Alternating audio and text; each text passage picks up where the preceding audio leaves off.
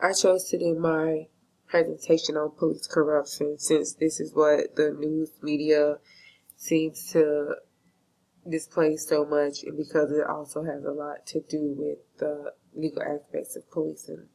The text defines police corruption as dishonest or fraudulent conduct by those in power.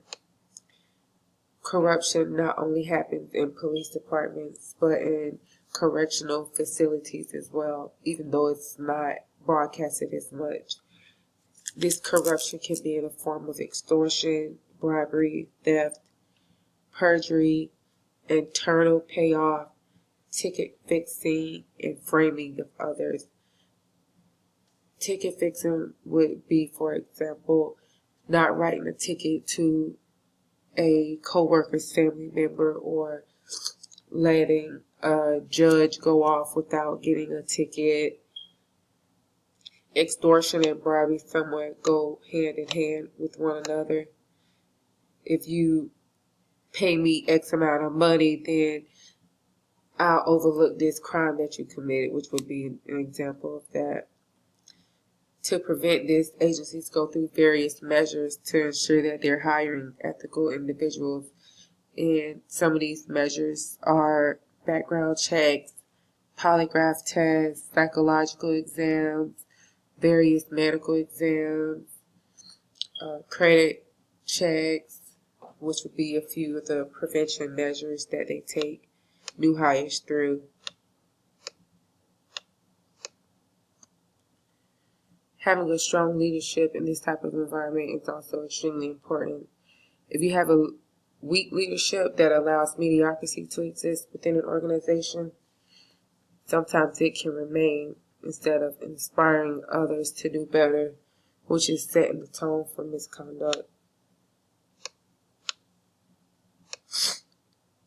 If an officer decides to become involved in unethical behaviors, the subculture and his or her own personal reasons could be a factor.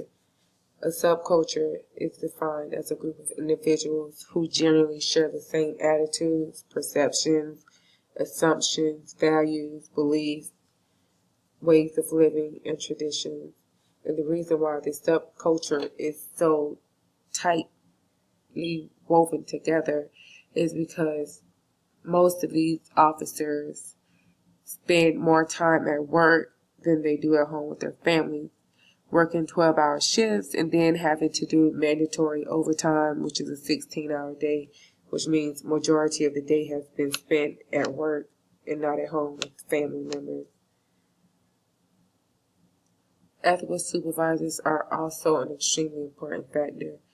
With ethical supervisors, that helps to maintain an ethical environment, while unethical supervisors can promote unethical environments. Department leaders strive to maintain a high level of ethical conduct, to maintain the public's trust, and to prevent corruption in the department. Sergeants, lieutenants, and captains are also responsible due to the fact that they work firsthand with the officers, the public, and the inmate population. The conduct from one department to the next may vary, however, they should all have many similarities. Although each agency has different policies on what's permissible and what's not, however, some activity might still violate constitutional protections or even the law. Individual police misconduct is an action that is undertaken outside of the established or implied guidelines of a law enforcement agency. Institutional police misconduct can be described as law enforcement actions that are permissible via law enforcement agencies' express or implied policies, yet still unconstitutional, illegal, or just plain unethical by reasonable standards. An example of individual police misconduct would be an officer doing a drug bust and take the money instead of turning it over to the evidence, or either taking the drugs instead of sending it over to evidence. Institutional police misconduct would involve a group of the officers, such as in a correctional facility when they abuse the inmates. That will be institutional police misconduct, and then they cover it up as if no wrongdoing had happened. Criminal justice officials are also held to a higher standard than most, and the civilians. A few of these qualities are trust, courage, honesty, integrity, and responsibility. Primarily, the reason why they're held to a higher standard is because they've taken this oath to protect and serve the public. So that's what's expected out of them. And if they don't do that, it's a major letdown for the public. Consequences of corrupt behavior not only affect the individual, but it affects the entire police department. It gives a negative image to the department.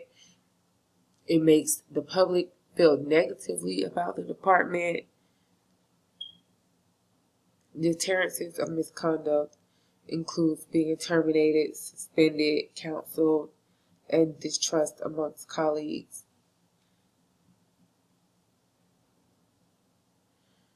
Police corruption is something that has been going on for decades, and the only way to prevent this police corruption is to have individuals there that are educated more often, who are receiving more training, who are handled how to deal with it, with the public, special courses when dealing with those who have mental illnesses would also help with this.